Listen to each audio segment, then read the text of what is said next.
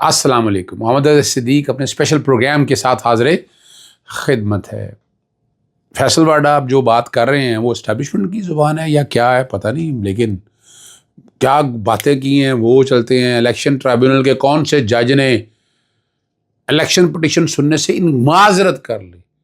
جیسے جمال مندوخیل نے ججز تعیناتی یا جو رولز بننے ہیں تعیناتی کے حوالے سے، اس کے حوالے سے اپنا کیا نقطہ نظر دیا ہے وہ گفتگو ہوگی. لیکن میں پھر کہوں گا اساں ہن تر جانا ہے، دن رہ گئے نے تھوڑے. شہباز شریف کی جانے کی تیاریاں مکمل ہیں. میں بار بار کر رہا ہوں، مجھے ٹرسٹ ہی نہیں ہے، یقین ہی نہیں ہے یہ کتنا کو اور نکالے گا آگے. لیکن مصیبت میں پھنس چکا ہے. یعنی پہلے اس پہ ہی بات کر لیتے ہیں. پاکستان تحریک انصاف کا جو استغاثہ ہے اور جو CCTV فوٹیج یا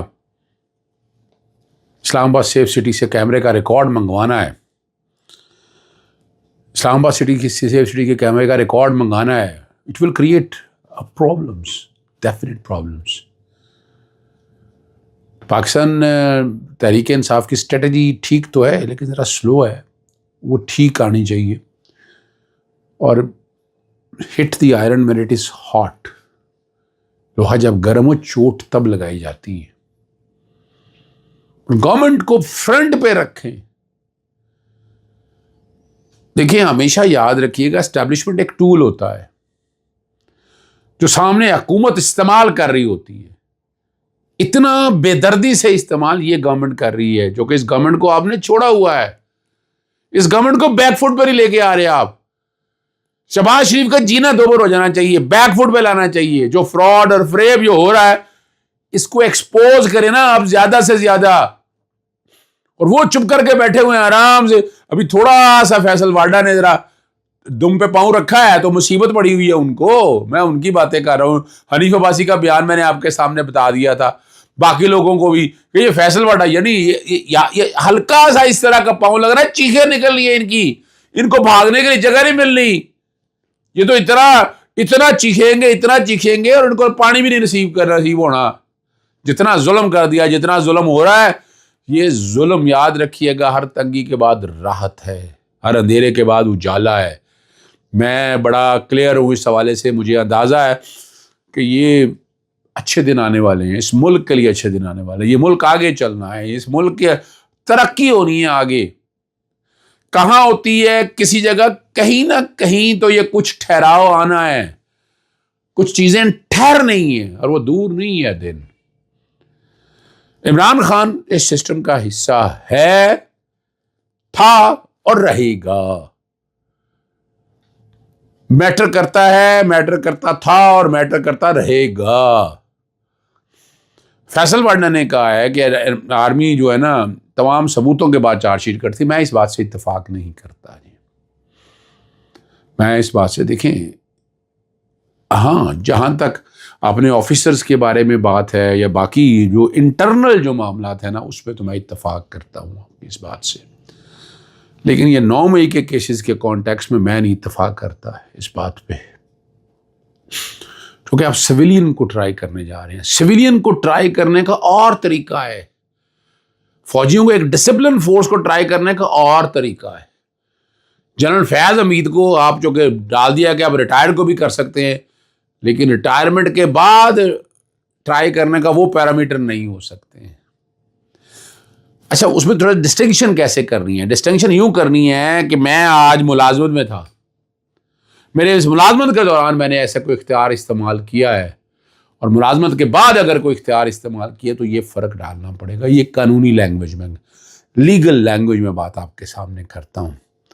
اور انہوں نے کہا کہ جنرل فیاض کو کورٹ مارشل میں سزا بھی ہوگی، اور وہ کہتے ہیں ہمیں دعا کرنی چاہیے انہیں سزائے موت نہ ہو.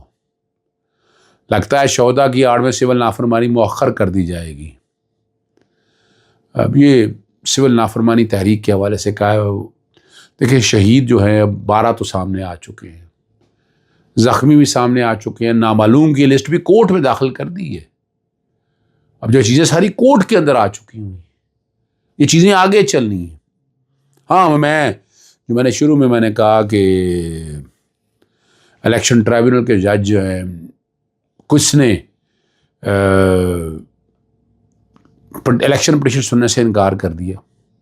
جسٹس وقار احمد نام ہے ان کا, اور الیکشن پٹیشن سننے سے معذرت کر لی انہوں نے. اور اعتراض گزارنے کا کہنا ہے کہ میں پی ٹی آئی لائر فورم کا رکن رہا ہوں. دیکھیں یہ بڑا دل ہے, اور جو کوئی اگر اس طرح کا اعتراض آتا ہے تو اس اعتراض کو نا آپ کو آگے لے کر چلنا چاہیے. ذرا ہٹ کے ایک بات, ذرا ٹیکسس کی عدالت میں ایک خاندان نے, ٹھیک ہے نا جی, اور آرٹیفیشیل انٹیلیجنس اور گوگل پر مقدمہ درج کروا دیا. انہوں نے دعویٰ کیا کہ اے آئی چیٹ بوٹ نے ان کے 17 سالہ بیٹے کو والدین کو جان سے مارنے پر اکسایا, اور خاندان کا کہنا ہے کہ قسم کے مشورے تعلقات کو خراب کر سکتے ہیں اور ذہنی صحت کے مسائل جیسے ڈپریشن اور پریشانی کا باعث ہی بن سکتے ہیں. آج دیکھیں آرٹیفیشیل انٹیلیجنس دیکھیں نا, اس نے اپنا ذہن دینا ہے نا. وہ دیکھیں ہمارے یہاں کیا ہے, ہم آرٹیفیشیل انٹیلیجنس حد تک جیسے آپ یہ انسانی ذہن سے نہیں بدل سکتے نا آپ. وہ ٹھیک ہے یعنی بہت سی چیزوں میں آگے جائے گی, لیکن یہ تو نہیں کر سکتے نا کہ جس طرح آپ لے کے جانا چاہتے ہیں, جس طرح آرٹیفیشیل انٹیلیجنس کو آپ استعمال. یہ ایک فتنہ ہے. آج میں بات کرنے لگا ہوں, فائدہ بہت ہے, ایڈوانٹیج بہت ہے, ایک ہی ٹیبل بیٹھے ہر چیز ہے, لیکن یہ فتنوں کی طرف بات لے کے جا رہا ہے. یہ ایک دجالی نظام کی طرف بات لے کے جا رہی ہے. میں کسی اور کانٹیکس میں بات کر رہا ہوں, نارمل میں اتفاق کرتا ہوں. جسٹس جمال مندوخیل نے عدلیہ کے متعلق ججز تعیناتی کے حوالے سے رول بنانے اور سخت میکانزم میں لکھے گئے جسٹس سعید منصور علی شاہ کے خط کا جواب دے دی ہے. آپ کی تو انہوں نے کہا جی آپ کی تجاویز کو میں نے پہلے بھی سوچا ہے, کنسیڈر کیا ہے, کل کے خط والی بھی دیکھیں گے, اور آئندہ آپ کی تجاویز رول کمیٹی کو دے سکتے ہیں. 26ویں آئینی کے تناظر میں نے بھی بات کی, لیکن میں اس کا جواب اس لیے نہیں دوں گا کیونکہ اس کے خلاف درخواست سپریم کورٹ میں زیر التوا ہے. نہیں, بالکل بات کرنی چاہیے تھی جیسے جمال مندوخیل صاحب کو, بالکل یہ بات کہنی چاہیے تھی. اس میں حرج کیا ہے؟ دیکھیں یہ تو ایک حقیقت ہے. آپ بتائیں نا, یہاں یہ کہ نا ایک آپ پروڈنٹ آدمی تو یہ بات کرتا ہے نا کہ جناب تعداد زیادہ, ایگزیکٹو کی زیادہ تعداد ہے. یہ تو ہر کوئی بات کہتا ہے. ہم کہتے ہیں کہ تعداد زیادہ, ایگزیکٹو اس کا نظام ڈومینیٹ ہو گیا ہے. آپ عدلیہ کی آزادی تباہ و برباد ہو گئی ہے. 26ویں آئینی ترمیم نے جوڈیشل کمیشن کا ستیہ ناش کر دی ہے. وہ آپ نہیں میں کہتے تو علیحدہ بات ہے, ٹھیک ہے نا جی. اور انہوں نے کہا جی آپ نے لاہور ہائی کورٹ, اسلام آباد ہائی کورٹ کے لیے نام تجاویز کی ہیں اور رولز کے مکمل ہونے کے بعد دے سکتے ہیں. میری رائے بھی یہی رائے ہے کہ آئین کی منشا یہی ہے کہ عدلیہ آزاد اور غیر جانبدار ہو. عدلیہ کے معزز میں اور قابل اور دیانتدار ہونے چاہیے. اس مقصد کے لیے رولز بنا رہے ہیں, رولز بنے نہیں ابھی. ججز کی تعیناتی جتنی بھی ہے, جو کہ بات کہہ دی ہے, پچھلی دفعہ بھی یہ بات ہوئی تھی, اسی لیے وہ ججز کی تعیناتیاں جو تھی جو لسٹ گئی تھی پینڈنگ کر دی تھی. اب بھی موقع یہی ہے کہ اس کو ابھی فی الحال پینڈ رکھا جائے. یہ چیزیں آگے جائیں, یہ چیزیں آگے جانا بہت ضروری ہے. اور ججز کی تعیناتی ٹوٹل میرٹ پہ ہونی چاہیے. اور میں نے تجاویز دی ہیں آپ کو یاد ہونی چاہیے. میں نے آرٹیکل 193 میں 62 اور 63 کا اطلاق ہونا چاہیے. جو 62 اور 63 کے پیرامیٹر ہیں وہ جج کی تعیناتی کے لیے ہونے چاہیے. میں تو اس کے ریٹن ٹیسٹ کے حامی بھی ہوں جی, میں بالکل ریٹن ٹیسٹ کا حامی ہوں میں. اور اس کے علاوہ آپ چونکہ ابھی تو سیاسی انجینئرنگ ہوگی اس میں, ابھی تو اس میں سیاسی انجینئرنگ ہوگی. وہ کیسے کہ جب ایگزیکٹو ہے, یعنی آپ اندازہ لگائے نا, یعنی اپنا 4 یا 5 ججز اور 13 کی کمیٹی میں 8 لوگ کون ہیں؟ وہ عدلیہ سے باہر سے ہیں. 13 کی کمیٹی میں 8 لوگ کون ہیں؟ یعنی اٹارنی جنرل ہے, لا آفیسر ہے, اٹارنی جنرل ہے, وزیر قانون ہے, پاکستان بار کونسل ہے, پھر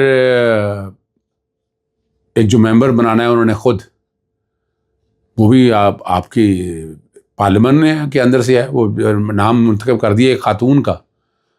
پھر 2 جو ہیں 2 قومی اسمبلی کے ممبرز ہیں, 2 سینٹ کے ممبرز ہیں, تو یہ 4 تو یہ پھر ایگزیکٹو میں سے ہیں. یہ کون ہے جوڈیشری میں سے؟ غلط سے دور تک تعلق نہیں ہے, معذرت کے طور پر بھائی وکیل ہوں گے, اس میں کوئی شک نہیں ہے, بار کونسل کے ممبر بھی کہیں ہوں گے, لیکن عدلیہ سے تعلق تو نہیں ہے نا ان کا جوڈیشری سے تو کوئی تعلق نہیں ہے. اور یہ جتنا بھی نام آ رہے ہیں, میکسیمم نام میں یہی دیکھ رہا ہوں کہ پولیٹیکل انجینئرنگ, سیاسی لوگ, سیاسی طور پر آ رہے ہیں لوگ. خدا رہا ہے جس کی تعیناتی کو ہے کنٹروورشل مت بنائے, یہ کنٹروورشل بن چکا ہے. اجازت چاہتا ہوں, اور یہ ججز کی تعیناتی مجھے مشکل نظر آتی ہے. اجازت چاہتا ہوں. السلام علیکم, اللہ حافظ. پاکستان زندہ باد.